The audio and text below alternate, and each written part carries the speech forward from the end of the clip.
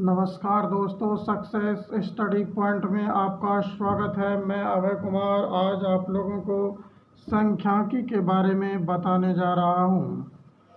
सांख्यिकी में समझेंगे कि सांख्यिकी में जो मुख्य रूप से पढ़ना होता है इसमें है माध्य, माध्यक और बहुलक। माध्य यानी मीन, माध्यक मीडियन और बहुलक मोड।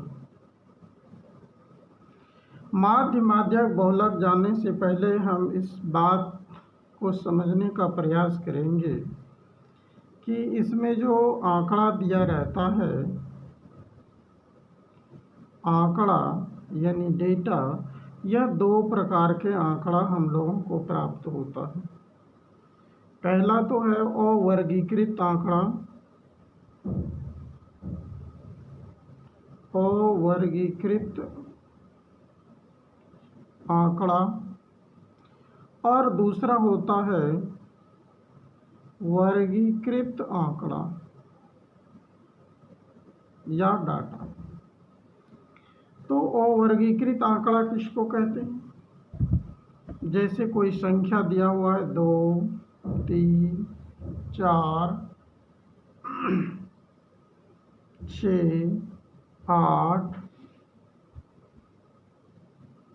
15, 5, 7, इस प्रकार के जो डाटा दिया रहता है इसको कहते हैं अवर्गीकृत आंकड़ा।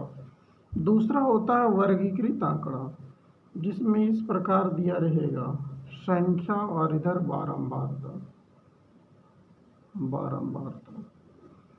संख्या यानी जैसे मान लीजिए 2 है तो 2 का कितना बार आया है? 3 बार हो सकता आया। जैसे 20 ये 4 बार आया हो। जैसे 15 है ये 3 बार आया हो। 18 है 4 बार आया हो। तो इस प्रकार के जो आंकड़े दिए रहते हैं जिसमें संख्या और बारंबारता यानी फ्रीक्वेंसी, कितनी बार वो संख्याएं आई है। जैसे 2 3 बार आया हुआ है। जैसे 20 4 बार आया हुआ है। 15 3 बार है। 18 4 बार है। तो इस तरह के आंकड़े को कहते हैं वर्गीकृत आंकड़ा। यह एक एग्जाम्पल और लेकर के हम समझने का प्रयास करते हैं कि जैसे आपको सवाल में CI दिया रहेगा। CI का मतलब हो गया वर्ग अंतराल। वर्ग अंतराल यानी क्लास इंटरवल, और इधर हो गया बारंबारता।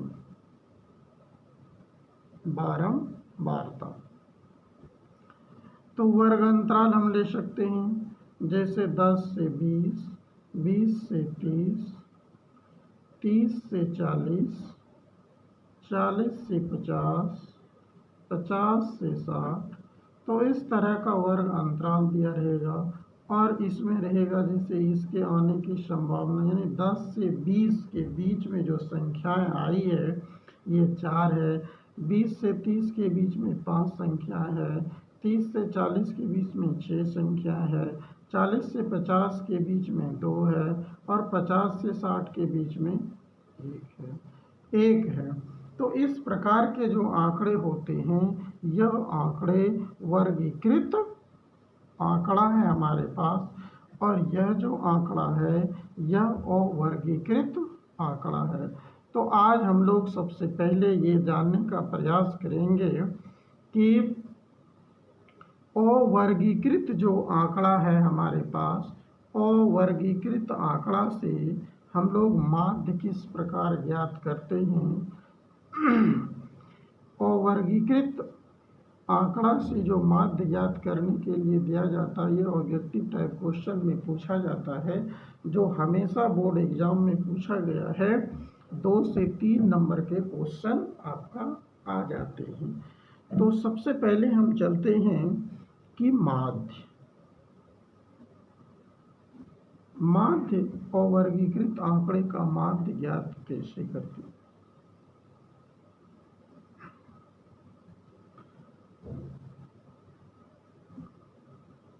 तो अवर्गीकृत आंकड़े का माध्य ज्ञात करने के लिए होता है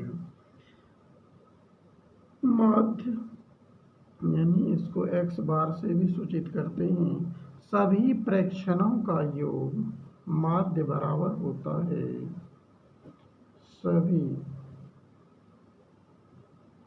सभी प्रेक्षणों का योग बटे प्रेक्षणों की कुल संख्या।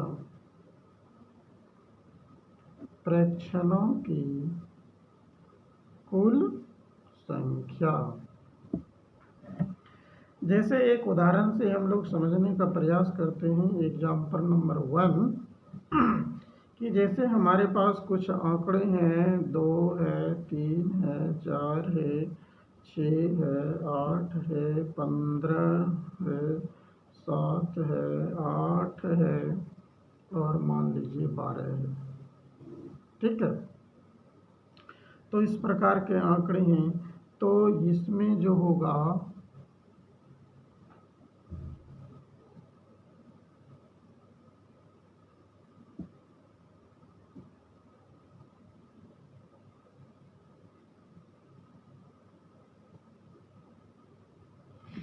माध्य बराबर हो गया सभी प्रेक्षणों का योग बटे प्रेक्षणों की कुल संख्या। ठीक है, माध्य बराबर हो गया सभी प्रेक्षणों का योग बटे प्रेक्षणों की कुल संख्या। तो इसमें जैसे फर्स्ट एग्जांपल लिए हम 2, 3, 4, 6, 8, 5, 7, 8 और 12। ठीक है, तो इसमें माध्य बराबर हो जाएगा 2 + 3 + 4 + 6 + 8 + 15 + 7 + 8 + 12 और बटे हो जाएगा टोटल प्रेक्षण कितना है 1, 2, 3, 4, 5, 6, 7, 8, 9। तो 1, 2, 3, 4, 5, 6, 7, 8, 9।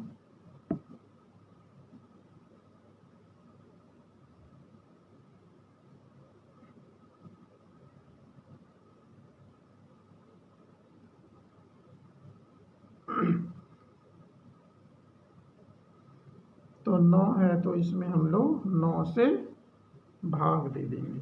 ठीक है, 9 से भाग दे देंगे।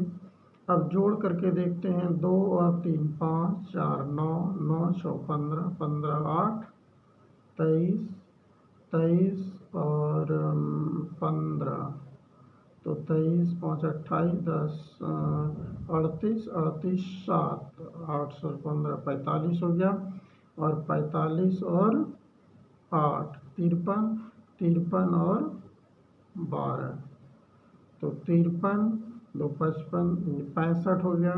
तो ये हो गया 65/9 और 65/9 हो गया। इससे इसमें हम भाग दे देंगे, तो 9 सते 63 यानी 7 यहाँ 2 0 हो जाएगा, तो 9 दूना 18, फिर हो जाएगा 2 और 0 यानी 7.22 आंसर हो जाएगा।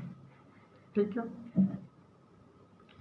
एग्जाम्पल नंबर 2 जैसे प्रश्न में दिया रहेगा कि 2, 4, 6, 3, 8, 4 का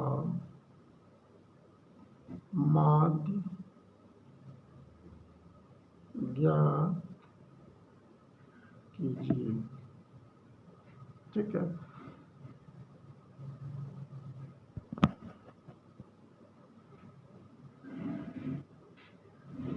माध्य ज्ञात कीजिए। ये चीज़ दिया रहेगा कि 2, 4, 6, 3, 8, 4 का माध्य ज्ञात कीजिए, या दिया रहेगा निम्नलिखित में से कौन से माध्य हैं। तो इसका जब माध्य ज्ञात करेंगे हम लोग, तो माध्य बराबर हो जाएगा 2 + 4 + 6 + 3 + 8 + 4 बटे संख्या कितना 1, 2, 3, 4, 5, 6। तो इसमें हम लोग 6 से भाग दे देंगे। जब टोटल जोड़ेंगे हम लोग तो कितना होगा 27/6। ये दोनों कट जाएगा और ये बराबर हो जाएगा 9 × 27 और 3 से इसमें कटेंगे 2, यानी 4.5। तो इसका जो माध्य होगा ये हो जाएगा 4.5। आपका आंसर हो जाएगा। तो अगर ऑब्जेक्टिव क्वेश्चन में पूछा जाएगा तो 4.5 जिसमें ऑप्शन रहेगा वह सही होगा। ठीक है, तो हम लोग इस तरह से ऑब्जेक्टिव टाइप माध्य ज्ञात कर सकते हैं। और अब हम देखते हैं कि माध्य के बाद माध्यक से ऑब्जेक्टिव टाइप जो प्रश्न पूछे जाते हैं वह किस रूप में है उसको हम लोग देखने का प्रयास करते हैं।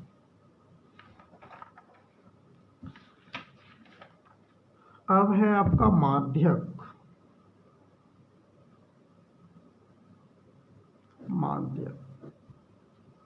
तो अवर्गीकृत आंकड़ों का माध्य ज्ञात करने के लिए अवर्गीकृत आंकड़ों का माध्य ज्ञात करने के लिए अवर्गीकृत आंकड़ों का माध्य ज्ञात करने के लिए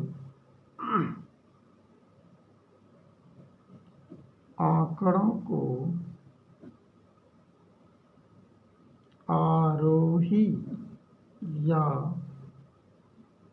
अवरोही क्रम में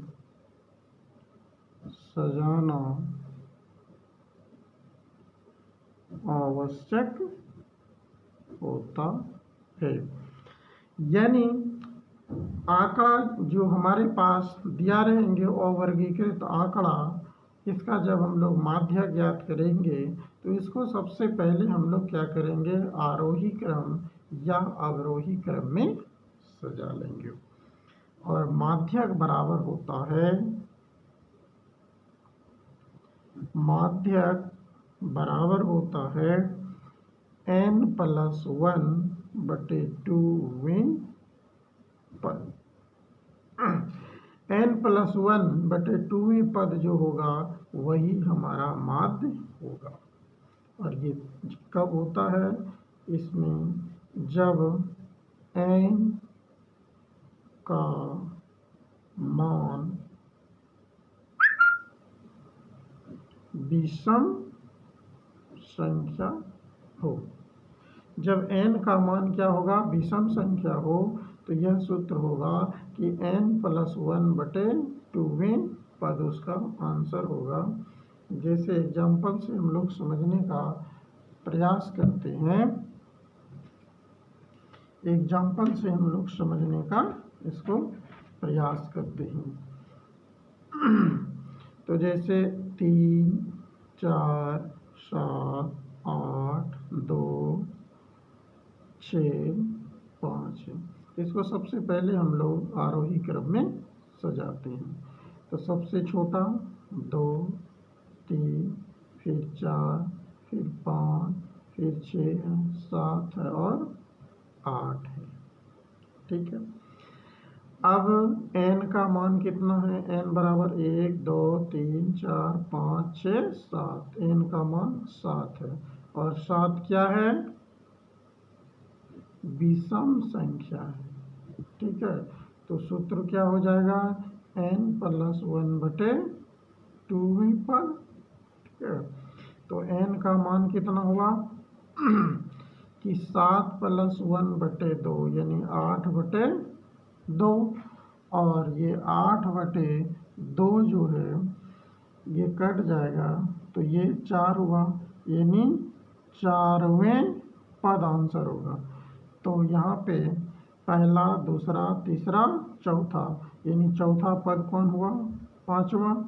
तो इसका आंसर हो जाएगा माध्यक बराबर 5, ये आंसर हो गया। ठीक है। अब इसमें एक दूसरे टाइप से क्वेश्चन ये आता है कि यदि n का जो मान है वह विषम नहीं होकर के वह जब सम संख्या होता है, यानी जब n का मान सम संख्या हो, जब n का मान क्या हो? सम संख्या हो। सम संख्या का मतलब 2, 4, 6, 8 इस तरह से यदि हो तो माध्यक बराबर जो सूत्र होता है, माध्यक बराबर हो जाएगा सूत्र कि n/2 वें पद प्लस n/2 + 1 वें पद और बटे होता है 2 का। इसे एग्जाम्पल से समझने का प्रयास हम लोग करते हैं। जैसे मान लीजिए हमारे पास 10, 12, 8, 9, 7 और 6 ये हमारे पास पद हैं। अब सबसे पहले तो इसको हम लोग आरोही क्रम में सजाएंगे। जैसे 6 हो गया, 7 हो गया, 8 हो गया, 9 हो गया, 10 हो गया और 12 हो गया। तो इसमें n का जो मान है ये n का मान कितना है? इसमें n का मान हो गया 1, 2, 3, 4, 5, 1, 2, 3, 4, 5, 6 हो गया। और 6 क्या है? सम संख्या है। 6 सम संख्या है। तो सूत्र होगा n/2 पद। तो n/2 का मान क्या हो जाएगा? 6/2 यानी 3। तो यह जो होगा यह तीसरा पद होगा। सूत्र होता है n/2 पद। ठीक है। तो n/2 पद तो 3 हो गया, 3 और प्लस n/2 + 1 यानी 3 + 1। ठीक है। और बटे 2 यानी 3 + 3 और 1 4/2।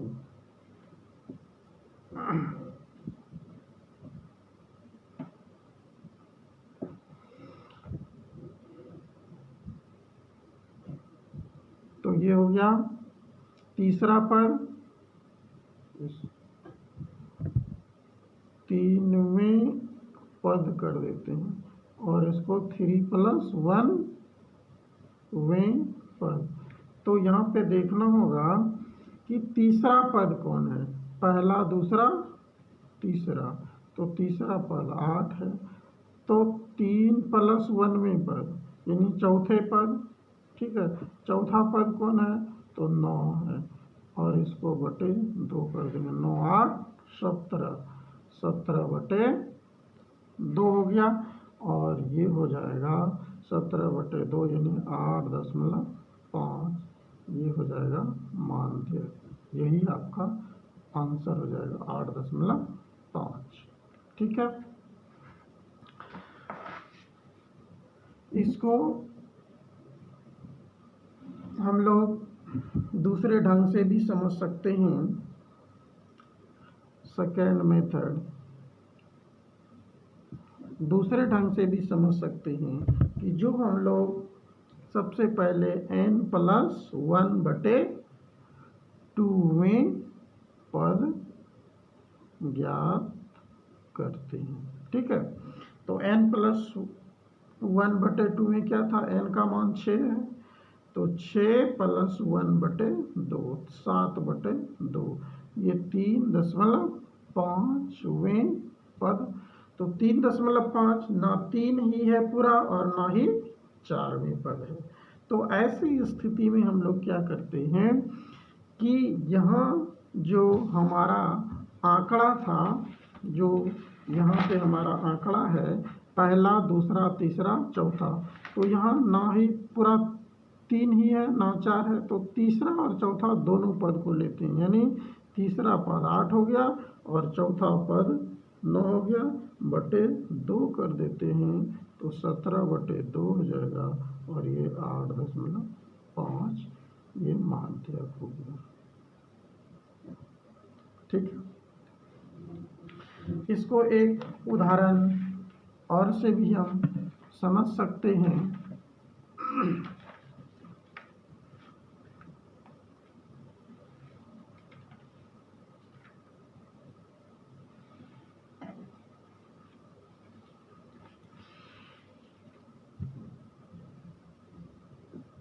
क्वेश्चन,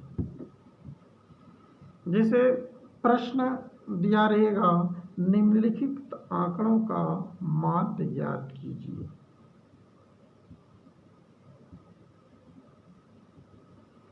निम्नलिखित आंकड़ों का माध्य ज्ञात कीजिए। ठीक है, जैसे 144, 155, 160, 145, 149, 150, 147, 152। ठीक है,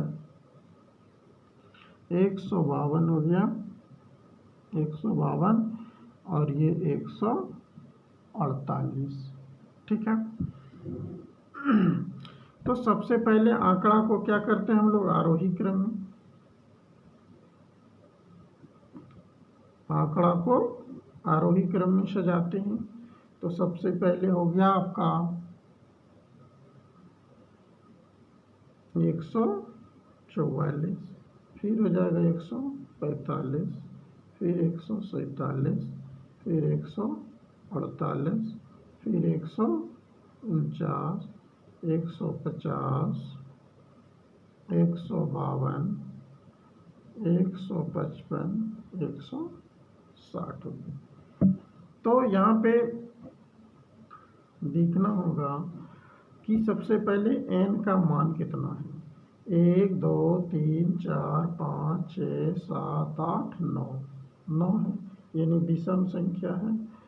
तो यहाँ पे माध्यक बराबर क्या हो जाएगा कि n+1/2 होगा, तो 9 + 1/2 यानी 10/2 बराबर 5। तो ये 5 आंसर नहीं हुआ, ये 5वें पद जो होगा वो आंसर होगा। ये पहला पद हुआ, ये दूसरा पद हुआ, ये तीसरा पद हुआ, ये चौथा पद हुआ, ये 5वां पद हुआ। ठीक है, तो 5वां पद जो होगा वह हमारा आंसर होगा। ठीक है, 5वां पद हमारा आंसर होगा। तो 5वां पद हमारा पहला, दूसरा, तीसरा, चौथा, 5वां, यानी 149। तो यहाँ पे 149 जो है यह आंसर हो जाएगा, यानी माध्यक बराबर 149 हो। अब बहुलक की बात करते हैं। बहुलक निकालना काफ़ी सरल है और वर्गीकृत आंकड़े का बहुलक हम लोग कैसे ज्ञात करते हैं, बहुलक। ठीक है, एग्जाम्पल से समझने का प्रयास करेंगे हम लोग कि जैसे दिया हुआ आंकड़ा 2 3 4 6 7 6 6 3 6, इस तरह से आंकड़ा दिया हुआ है। तो हम लोग बहुलक ज्ञात करेंगे। बहुलक वह अंक या संख्या होता है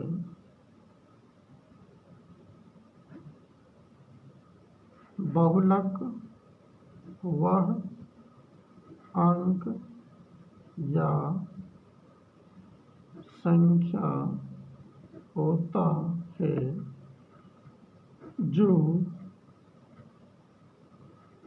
सबसे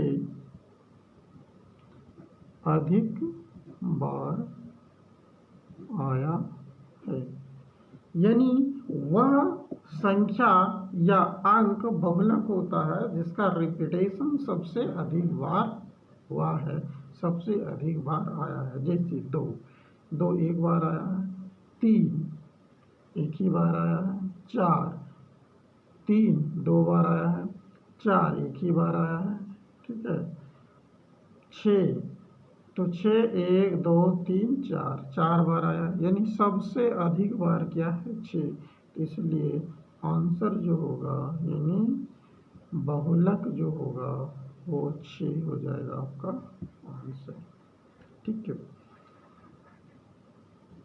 क्वेश्चन नंबर सेकेंड एग्जाम्पल से हम लोग समझने का प्रयास करते हैं। जैसे 1 2 3 4 6 3 4 3 2 3।